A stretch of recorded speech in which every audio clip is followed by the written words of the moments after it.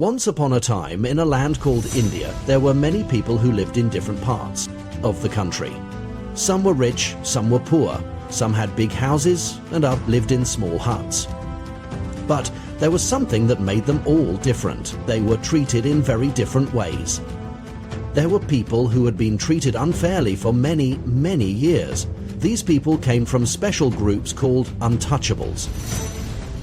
They were told that they were not allowed to touch certain things, visit temples, or even drink water from the same wells as others.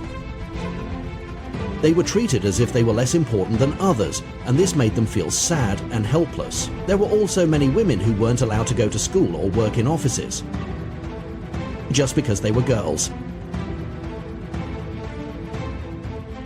But India was changing. The country had fought for its independence from the British,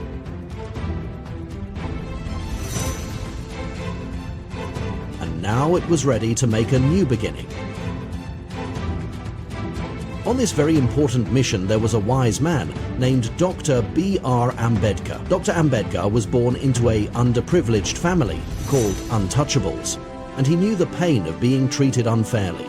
He wanted to make sure that everyone in India, especially the people who had suffered for so long, would be treated with dignity and respect.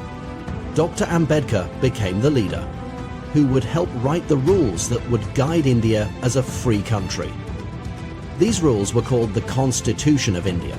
He worked very hard to make sure that the Constitution would ensure that all people would have the right to equality, freedom and opportunities, no matter who they were or where they came from. He made sure that untouchability was banned, so no one would be treated unfairly just because of their caste.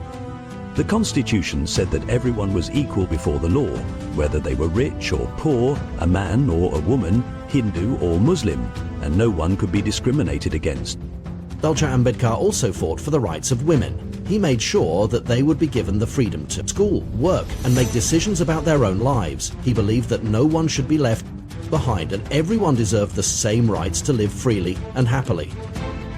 He also made sure that people from marginalized communities, like so-called untouchables, tribals and backward classes, would get special opportunities, like representation, in education and jobs, so that they could have a chance to succeed and live better lives.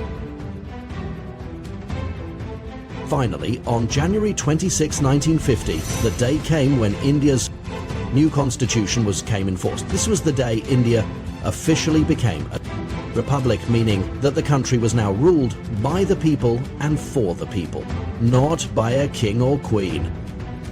The people of India could now choose their leaders and everyone would have the chance to make their voices heard. On this day, people all over India celebrated Republic Day. They proudly raised the Indian flag, sang the national anthem, and remembered Ambedkar's hard work and vision for a country where everyone had the same rights. From that day onward, India became a place where everyone, no matter who they were, could live with dignity, speak their minds, and build their dreams. The day is remembering that everyone is equal, no matter their background, and that everyone deserves a fair chance in life. Thanks to Dr. Ambedkar's vision, India became a country where freedom, equality, and empowerment are the rights of every citizen. And that is why Republic Day is a day of joy, pride, and hope for all the people of India.